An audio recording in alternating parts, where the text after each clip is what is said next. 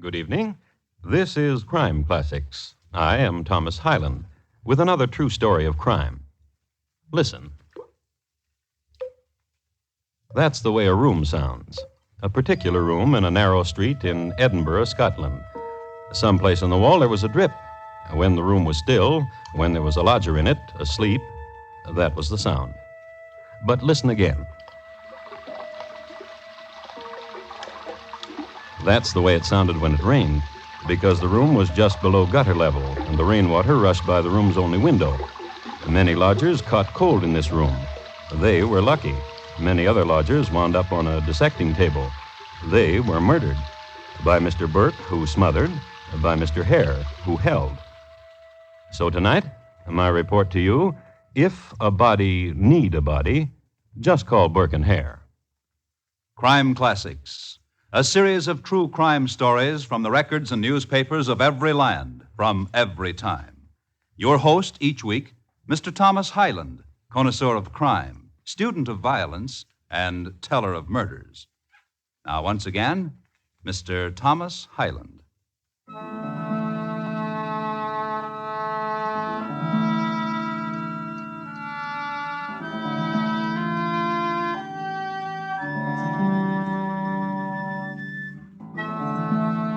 Edinburgh in 1826, a city famous for lassies, laddies, people coming through the rye, Scotch, kilties, and medical schools. It is this last I'd like to speak a word about. Now, when a student entered medical school, he studied anatomy right off. No Roman in the gloamin'. Enter school, cut up a cadaver.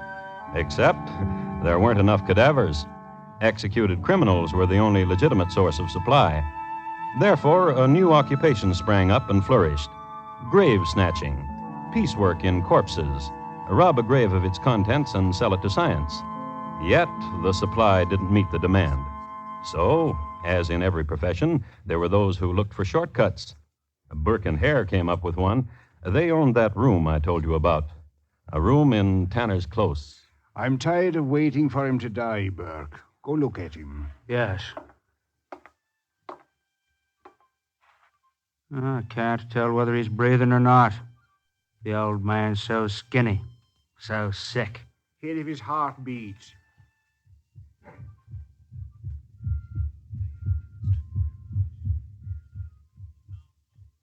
It beats.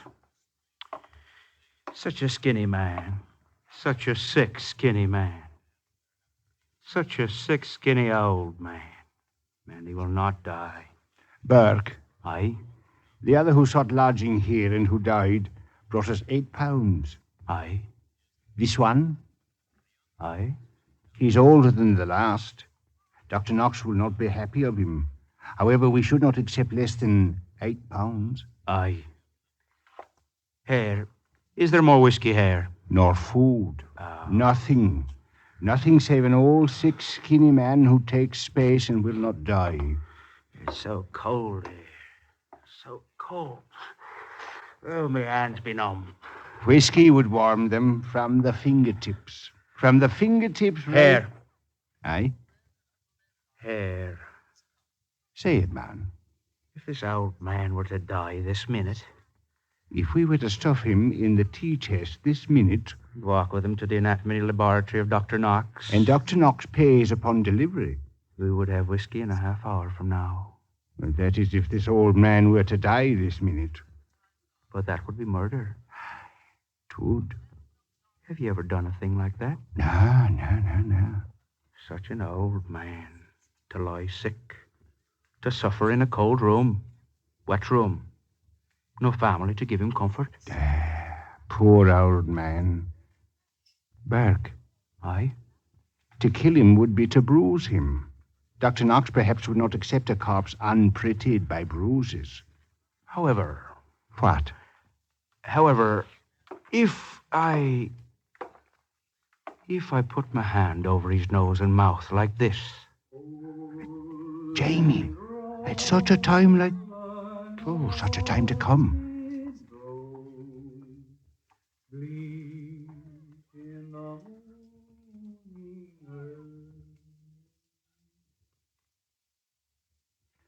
He's gone.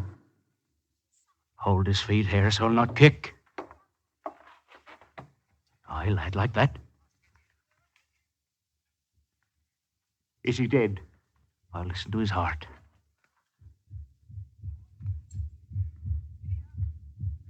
Is he dead? Is he dead? Is he dead?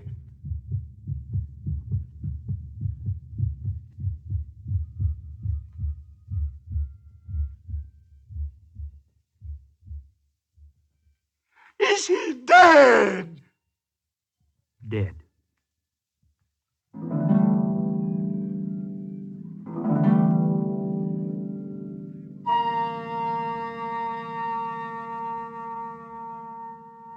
You have called me from my lecturing, gentlemen. To insist upon it, I suggest... Enough words, Dr. Knox. Take a look. Now, was it worth calling you away for, Doctor? A half-hour dead, I'd say. Less, wouldn't you say, Hare? Oh, I'd say it was worth more than £8. Fine specimen. Fresh. £10. I'm not a quibbler, gentlemen. As a matter of fact, I'm on record as saying that quibbling is a The sign of... lecture's in the other room, Doctor. Just give us the tenor. Certainly. Here. Thank you. 2 bodies in a week, gentlemen. Basis for an acquaintanceship, do you know, think? Therefore, if I might make a suggestion. Suggest away. 2 bodies in a week, both male. My students, when they will become physicians, will be called upon to administer to both sexes. Therefore... You want a lady. Good day, gentlemen. I must back to my students.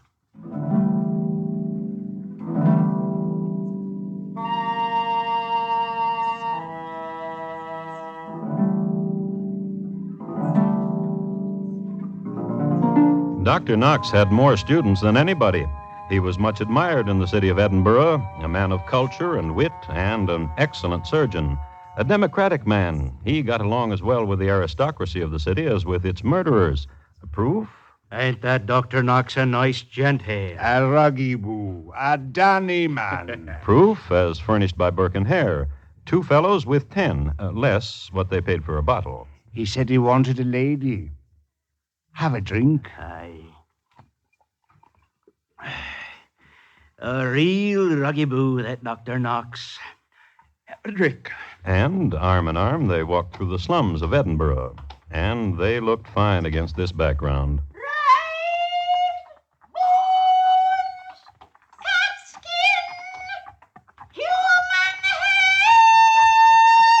Rags and bones and cat skin and human hair and cast-off shoes.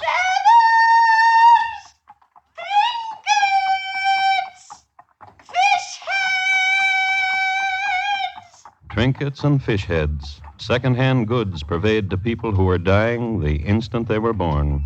Stalls of tatters, shops of fragments and shame, alleys and filth, 10 years old. And through it, chameleons Burke and Hare. Have a drink, Mr. Hare.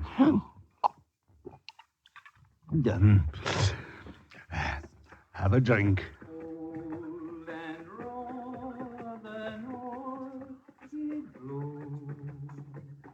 Aye, Jimmy. Aye, lad. Have a drink. Oh, no. Here's a coin, lad. Thank you. You got a song I can sing for you? Oh, have a drink, lad. Oh, no, sir, Mr. Burke. Oh, no, sir, Mr. Burke. Like an angel, he says it. Angel with cheek like down between my fingers. Have a drink. No, sir. No, you run, give the coin to your mother, boy. Thank you. Come along, Hare. I... I was saying, Hare... About Dr. Knox, you were saying. Aye. What his lack was. What he said he's needing. Have a drink. Hey, there's no more in it, Hare. Ain't me wanting a drink. Aye, there's a place. Aye.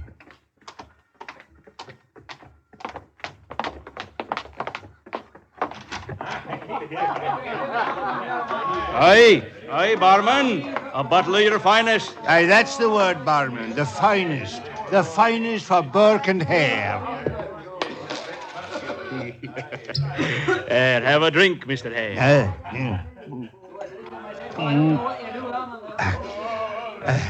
Have a drink, Burke. Hey, Billy Burke! Mary, Mary, Mary. A lady. Such as ladies are in this corner of Edinburgh here. You're laughing. Tell me a one so I can do a laughing too. A fable, Mary. Pretty Mary. Bonny Mary. And not for your ears. And what of my ears? Oh, dainty and little pearl shells. Give us a kiss. Give us a copper. Good, Mary. Have a copper, Mary. Give us a kiss, Mary. A bargain's a bargain. Ain't it? Such pretty shoulders on you. What'd you say? Such pretty shoulders. You're a darling. Now, is it true Mary was painted by an artist? True. A dolly lad with a beard. A tickling beard. Aye, Mary. A kiss a copper. You need lodgings tonight, Mary. Aye. One more copper and I can pay for it. I got a clean room, a lodgings room. Next to my cobbling shop, I got one. Aye, I've heard. And from the looks of your shoes, Mary, you could stand some cobbling. With what money? For free. Now, ain't them pretty words, Mary? For free. For free. Cobbling for your pretty feeties. And a clean bed. Now, come along, Mary. What trick? Come along, Mary. Is it a trick? Now, come along, Mary. You wouldn't play a trick, would you? You just come along. Oh, very well.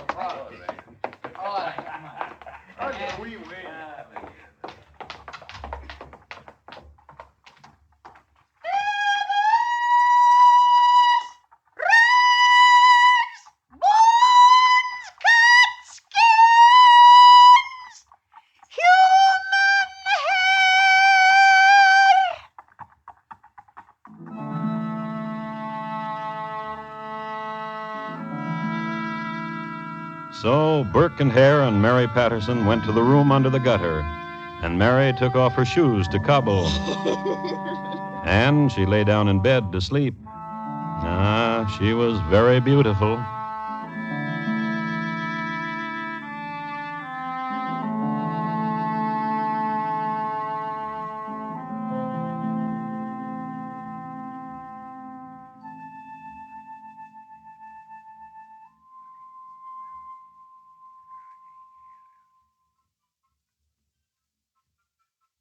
You are listening to Crime Classics and your host, Thomas Hyland. The fighting in Korea has stopped, but the nation's need for blood donors goes on. If you've given blood, don't lose interest now. During peacetime, America has its chance to build vital blood reserves to the point where no emergency, whatever its magnitude, catches us unprepared. Give blood regularly, the painless way to be prepared. Call your local Red Cross chapter or local hospital blood bank for an appointment. And now, once again, Thomas Hyland and the second act of Crime Classics, and his report to you on If a Body Need a Body, Just Call Burke and Hare.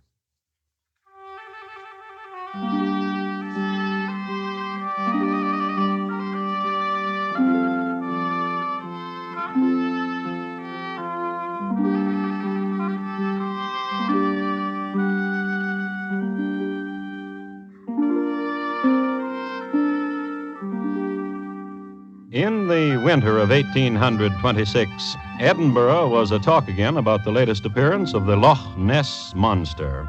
And speaking of lochs, Edinburgh was also a-talk about the Loch Fenwick imbroglio, whereby Sir Angus MacDermot was stripped of his tartan and forced to flee with his 6 sons to the Netherlands, where they were received with snickers by the populace.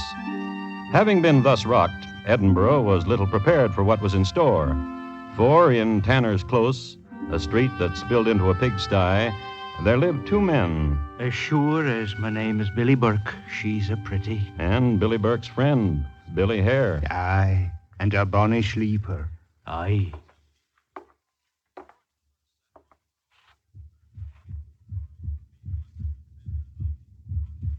Hold her.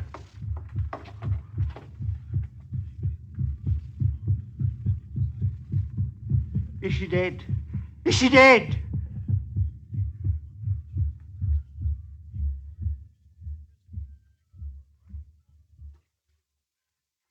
Aye. Is she dead? I said aye. Tell me, is she... What's gotten to you, man? Oh, and such a bonny sleeper. Such a...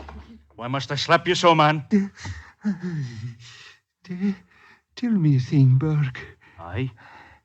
That pretty thing, is she dead? I said it. Now what's gotten to you? Tell me. Didn't you feel the slaps, man? Oh, What is it? she be dead. Aye, she'll fetch 20 pounds in a dead market. Aye. Now, give us a hand. What did you do to her? Hare! Billy, Hare, what? Hare! Oh, the thing you did to her.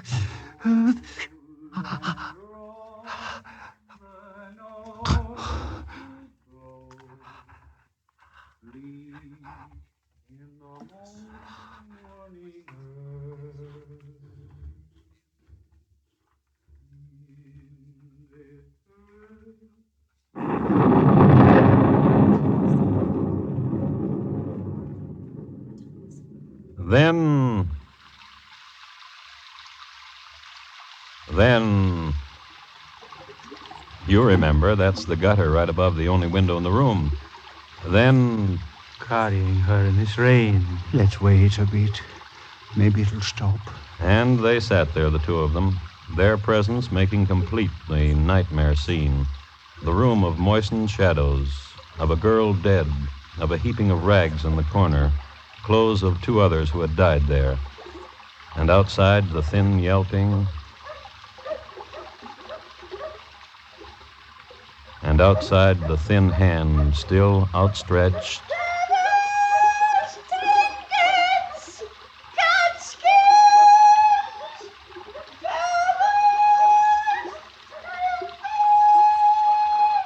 I need out of here, Burke. Aye. I need out of here, Burke. Fetch the tea chest. I need out of here, Burke. Aye. Aye, lad.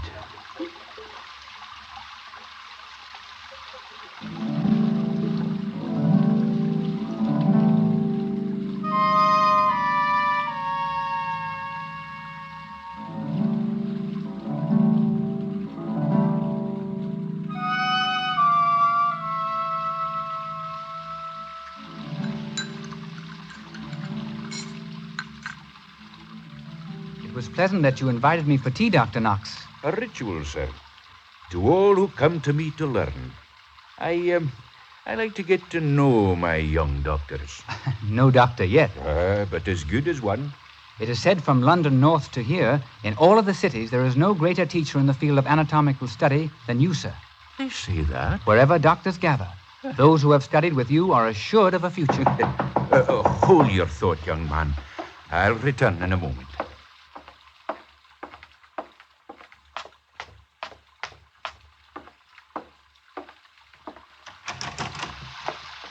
Who is it? How close your lamp, Dr. Knox? Quick, man. Who is it? Burke and Hare.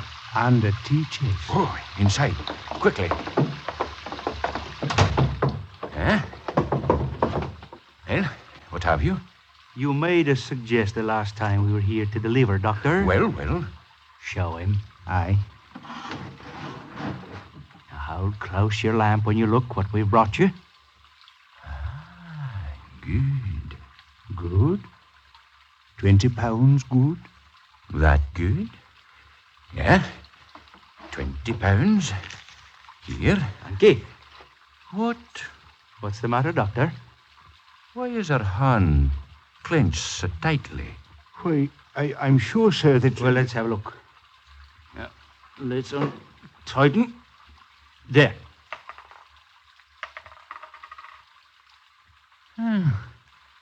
Two coppers. I wonder. You wonder what, Doctor? Such a pretty she is.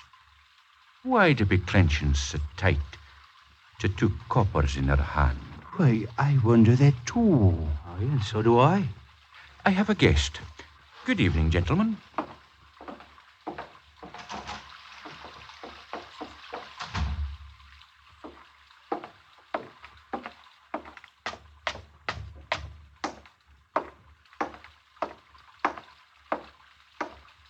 Now, young sir, I believe you're holding a thought. What is it?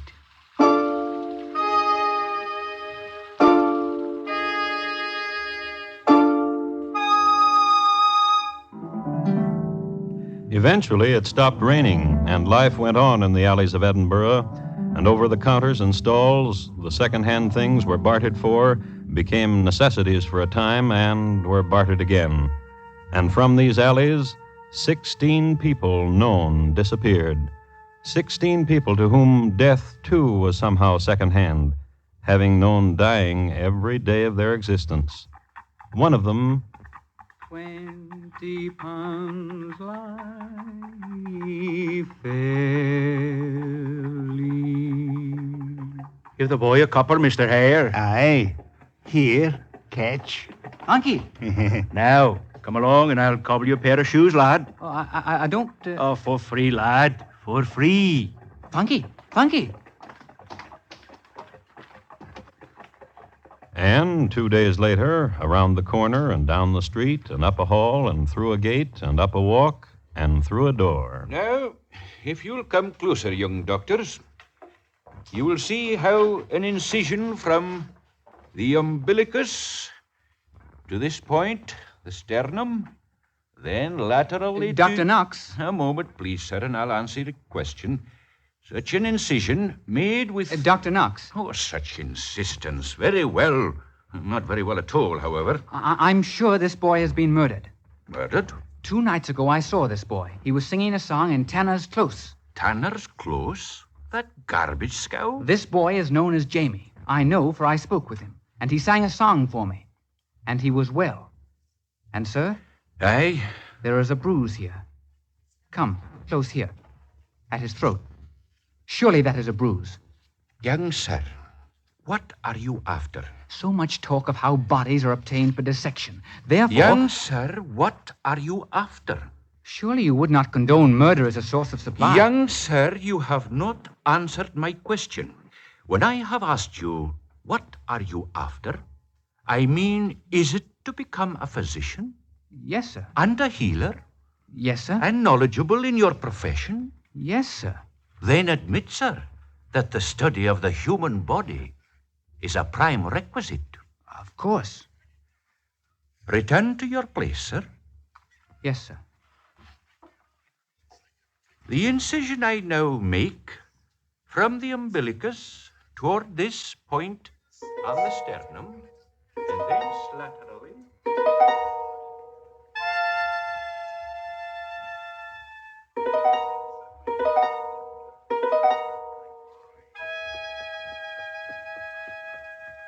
Rags, bones, feathers. Hey, lady now. You want to buy rags, bones, feathers. You want to sell? And what to sell? Come see. Where? I've got a place. Rags. A big bag full. I'll come to look. Then come. Come. A bit. Gray! Gray! This be my son-in-law, gents. Mind the stall, Gray. I'll go with these gents to buy. Feathers, rags, bone, hot stems, here. Where be this place? In Tanner's Close, near the end. Near the pigsty? Aye. Oh, love me. How can you live there? Some say it is difficult, Granny. Come.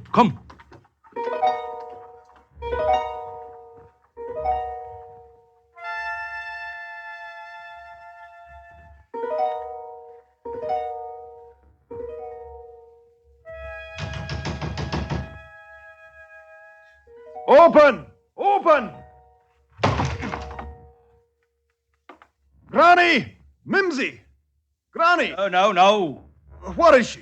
Who do you speak of, son? Ma Mimsy. Who be you? I'm Gray, Mimsy's son-in-law. Mimsy, who you took last night. Ah. Who you took last night to Celty. She didn't return. All the night long I waited. Why, lad? Where is she? She's gone. Aye, gone. To where did my Mimsy go? Gentle, lad, gentle. Away with your hand. Such a big lad. Such a big... What's that? Now, lad, now. Mimsy's shawl. A mistake, lad. Mimsy's shawl. And here, The shirt of her. And blood. Now, gentle lad, now here, take a fiver and... Blood! Take... Blood! All these rags! Mimsy! Hold him, Burke. I'll get me a knife. Here's Mimsy! Under the rags is Mimsy! Please! Please! Please! Please! Please! Please!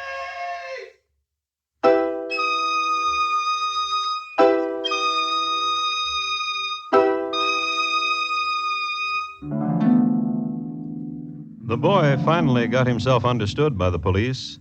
They came then to Tanner's Close and found Mimsy. Then they found Burke and Hare. Then they were asked if they had anything to do with Mimsy's death. I done it. And to 17 others. Just like that. Confessed. For some reason that history makes obscure or just doesn't like to talk about, Hare was let free. Burke, however, suffered the last penalty of the law. He was brought to the gibbet, his heart pounding.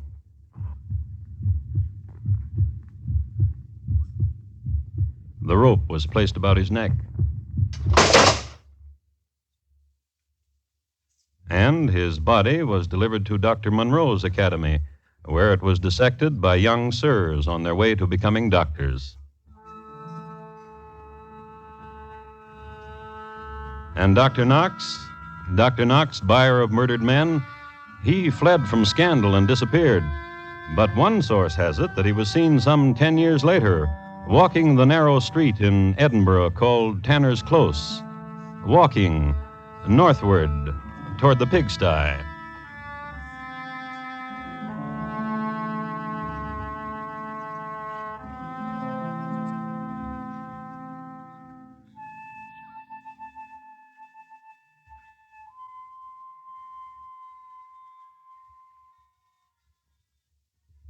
In just a moment, Thomas Hyland will tell you about next week's crime classic.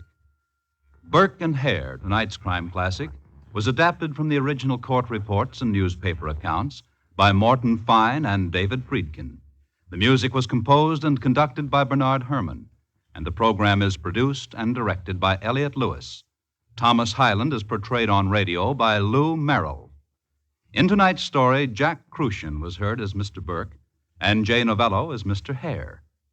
Featured in tonight's cast were William Johnstone, Jeanette Nolan, Charles Davis, Betty Harford, and Richard Peel. Bob Lamont speaking. And here again is Thomas Hyland.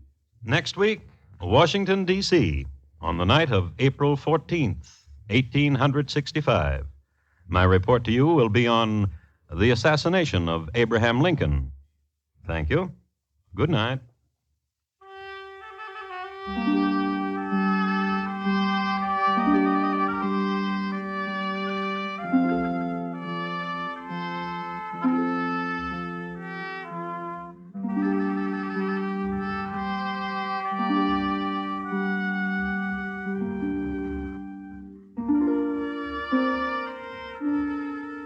CBS Radio's 21st Precinct has moved to a new neighborhood.